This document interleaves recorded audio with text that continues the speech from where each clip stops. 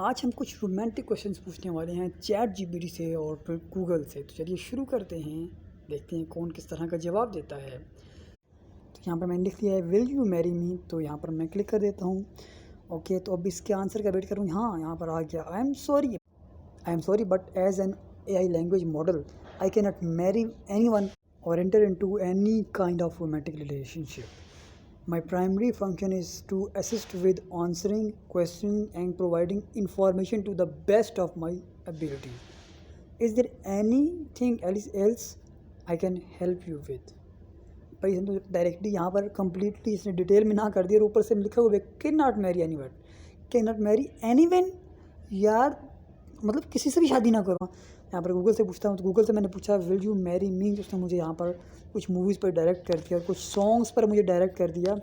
यहाँ पर देखिए कुछ टी सीरीज़ के सॉन्ग पर मुझे रीडायरेक्ट कर दिया कि आप इन